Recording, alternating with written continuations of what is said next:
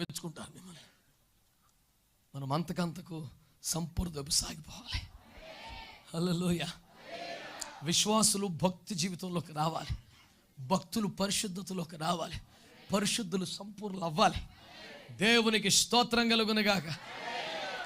హెజ్కేలు విపరీతమైన సేవ చేశాడు. మీకు మాట చెప్తాను వినండి, మామూలు సేవ కాదు. ఎండిన ఎముకలను మహాసైన్యముగా మార్చగలిగినంత ప్రవచన సేవ చేశాడు. ఈ బీభత్సాలను జరిగిపోయిన తర్వాత, బిడ్డా ఇట్లా నేను నడిపిస్తానని ఒక నదిలోకి తీసుకెళ్తే 1000 మూరలు నడిపించాడు. ఎన్ని మూరలు? 1000 మూరలు నడిపించాక, అయ్యో బాబోయ్ నేను చాలా నడిచేసాను యేసు ప్రభుతో, హల్లెలూయా అని కొలత ఎత్తే శీలమండలమే ఉంది. ఇంకా అరే భయ్ ఇంకా శీలమండలం ఉందా? నేను ఇప్పటికే చాలా అద్భుతాలు చేశాం బ్రదర్. ఎన్ని ఎముకలు లేపాం. చిన్న సేవ కాదు మనది. ఎముకలు సైన్యమైంది ఏమనుకుంటున్నావు? నువ్వు ఎంతలోతో వచ్చావు? శీలమండలమే. కొంచెం బాధగా పేసి పెట్టాడు. అందుకే నాన్న ఇంకా నడవమని చెప్పేది, నడువు అన్నాడు. ఇంకో 1000 నడిస్తే మోకాళ్ళే వచ్చింది. అంతేనా? ఇంకా 1000 నడిచాడు, నడుముకే వచ్చింది.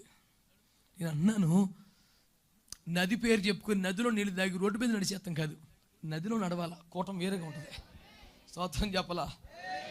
మనం ఎంతవరకు అంటే నీటి కాలువలో ఎవరైనా నాటబడినదా, హల్లెలూయా. ఈ పక్కన నీళ్ళు చూసుకొని మురిసిపోటు నదిలోకి ఎప్పుడు వస్తావరా నువ్వు?